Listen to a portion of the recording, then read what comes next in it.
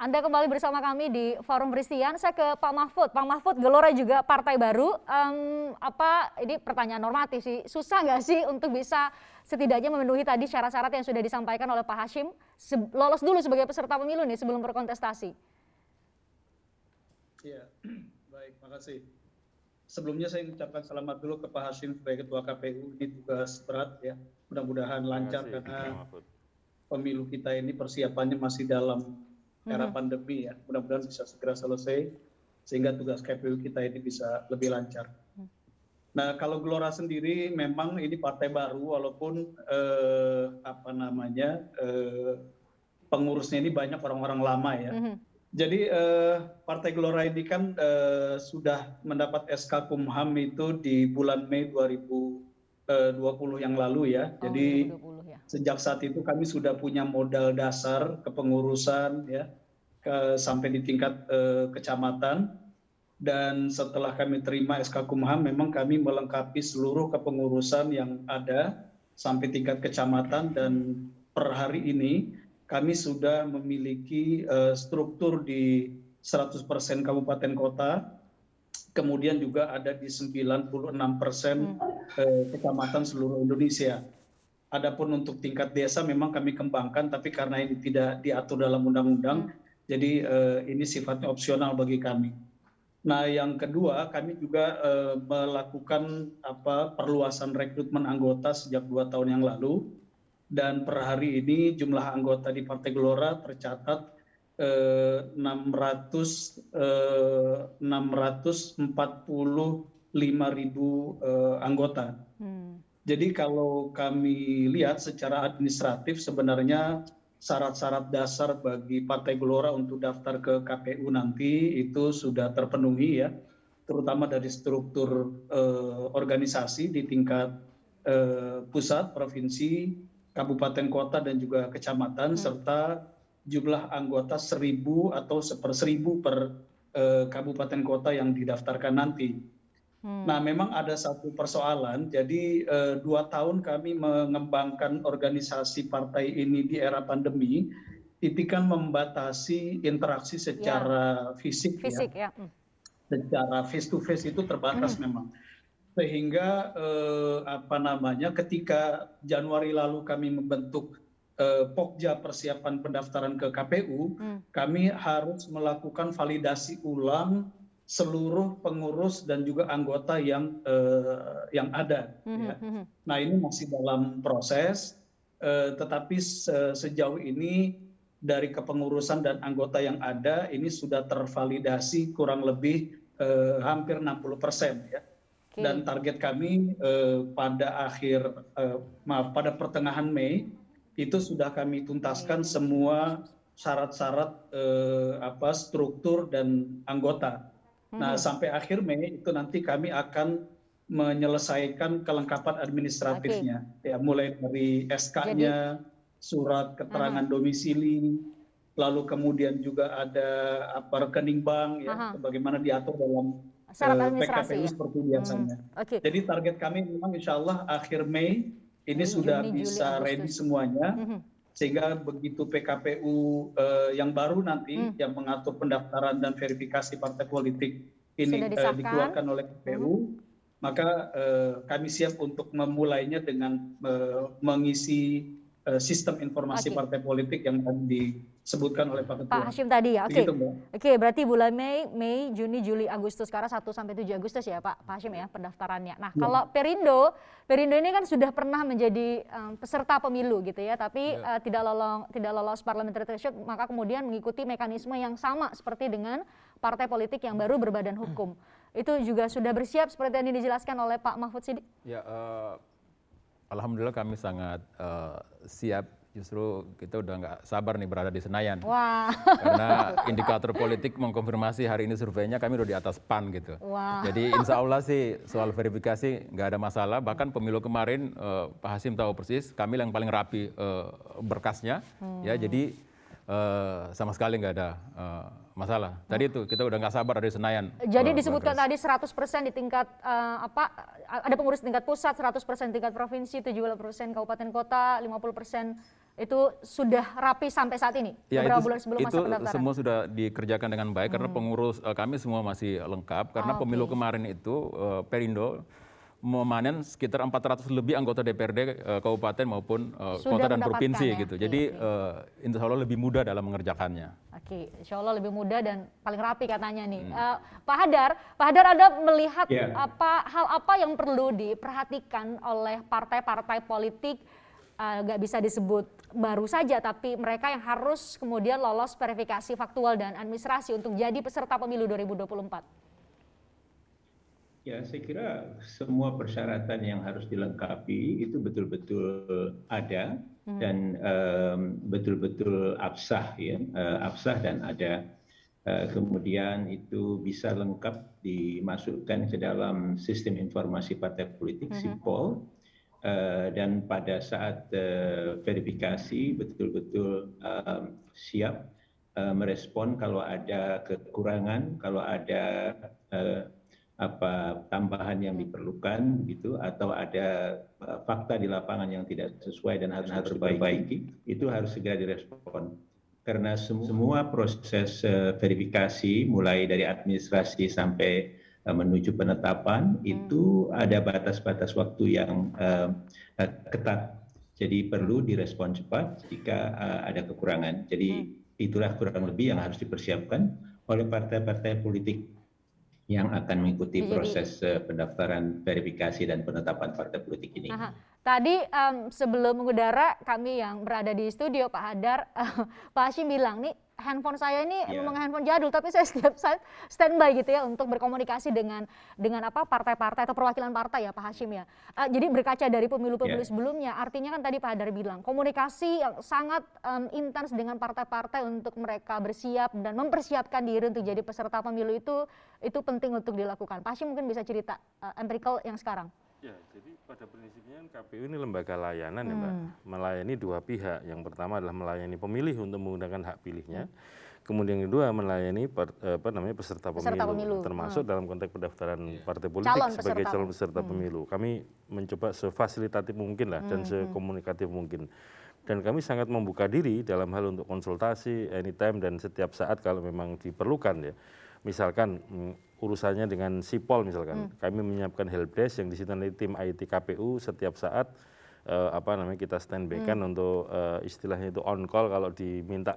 Semacam customer service ya kalau di perusahaan ya. Jadi kalau misalkan ada situasi apa itu kita informatif. Dan kemudian begini, saya lanjutkan yang tadi ya, yang namanya mendaftar kan harus lengkap. Maka kalau sudah lengkap itu dibuatkan berita acara bahwa pendaftarannya dokumennya lengkap. Tapi kalau misalkan dalam satu durasi waktu 1 sampai 7 Agustus misalkan, daftarnya tanggal 1 ya, kemudian kita periksa belum lengkap, ya belum bisa kita terbitkan berita acara lengkap. Sampai itu lengkap semua. Tapi sampai tanggal 7 berarti kan betul batasnya kan? Makanya kami sangat menyarankan teman-teman partai lebih baik itu datang di hari awal. Sehingga datang submit dulu yang udah ada gitu datang awal itu sehingga ketika diperiksa ada yang kurang itu masih ada kesempatan yang dilengkapi. Mari kita bayangkan kalau ada partai datangnya hari ke-7 Mbak, jam 9 malam. Nah kita tutup jam 24 ya misalkan. Itu yang kita periksa kelengkapan. Ini belum sampai verifikasi ya, istilahnya memeriksa lengkap atau tidak. Dan kita katakanlah jam 9, itu kan kita periksa sampai tuntas walaupun melampaui jam 24 ya. Tetapi kalau ada yang kurang, hanya bisa melengkapi jam 24. Bisa dipahami ya? Karena pendaftaran kan sampai jam 24. Katakanlah jam 24 tanggal 7 Agustus misalnya, kalau untuk tahun ini. Nah, kemudian begitu masuk lewat dari, ini kan beda nih. Kalau tanggal 7, jam 12 malam 24 ya kan. Begitu jam 00 itu kan sudah masuk tanggal 8. Itu artinya apa? Masa pendaftaran sudah ditutup. Kalau ada yang kurang-kurang mohon maaf sudah nggak bisa melengkapi lagi. Ini kan yang saya sangat menyarankan teman-teman untuk datangnya lebih awal supaya ada kesempatan untuk melengkapi. Dengan sistem itu berkaca dari pemilu-pemilu sebelumnya sempat ada nggak yang kemudian keberatan karena misalnya merasa dihambat, nggak mudah untuk mendapatkan informasi atau seperti itu, Pak Hashim, datangnya jam 24 ternyata Ya, kalau situasi kayak gitu kan mohon maaf ya, kemudian kalau KPU dianggap tidak fasilitatif kan jadi pertanyaan. Kalau memang siap ya harus datang awal kan. Kalau datang akhir saya nggak bisa buat penilaian ya siap atau tidak. Tapi faktanya yang terjadi seperti itu. Biasanya belum siap. Gitu kalau misalkan sebagai contoh ya, entah datang awal entah datang akhir, begitu tanggal 27 jam 24 dokumennya tidak lengkap, maka berita acara yang dibuatkan KPU dokumen persyaratan tidak lengkap, maka konsekuensinya apa? Tidak dilanjutkan ke verifikasi administrasi gitu. Karena apa yang mau diverifikasi, barangnya nggak ada gitu. Nah, pengalaman yang lalu teman-teman yang mengalami situasi ini kemudian katakanlah menggugat atau mensengketakan KPU ke Bawaslu gitu. Nah, nanti bagi yang sudah lengkap kita lanjutkan dengan verifikasi. Ya kan, yang sudah lengkap kita terbitkan berita acara, dokumen sudah lengkap. Kita lanjutkan dengan verifikasi administrasi. Verifikasi administrasi itu kan memeriksa atau mencocokkan kebenaran dengan keabsahan dokumen. Dokumen yang disubmit ya. Yang disubmit. Dalam hal ini ke aplikasi juga. Betul. Ya. Jadi ketika yang dibawa hard copy itu kan sifatnya rekapitulasi nih. Rekapitulasi kan di bagian bawah ditandai ketua umum dan sekjen. Yang ininya ada kalimat yang kira-kira kami menyatakan bahwa semua informasi keterangan dokumen yang ini adalah benar dan lengkap gitu kan, tanda tangan bermaterai kan. Ini berarti kan kami harus berprasangka baik bahwa memang benar adanya. Memang ada dokumennya. Tapi kan kita periksa nih. Nah, dari situ akan ketahuan misalkan ya yang diunggah itu double. Maksud saya double gini.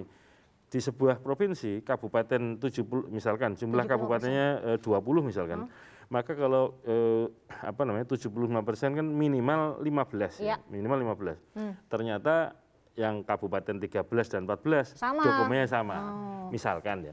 Dalam situasi ada ini nggak kesempatan untuk ada kesempatan perbaikan. Kalau ini di atas tanggal 7 ya? Ya, kalau verifikasi administrasi itu kalau ada yang tidak tepat, tidak benar atau tidak sah, masih nanti setelah kita akumulasi ada kesempatan untuk perbaikan.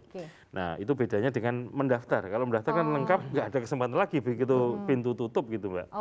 Itu. Nah, tapi Pak Hadar, kalau dengan mekanisme ini secara awam saja, kalau dengan mekanisme ini bisa nggak tiba-tiba misalnya ya partai politik ya saya submit dulu, yang penting kelihatannya lengkap, kemudian baru menunggu diverifikasi oleh KPU. Itu bisa diakali demikian atau ada dinamika lain biasanya Pak Hadar dari pengalaman Anda juga yang terjadi sehingga tadi ada juga partai politik yang akhirnya ke Bawaslu ya, betul ya? Betul. Bawaslu ya Pak Hadar.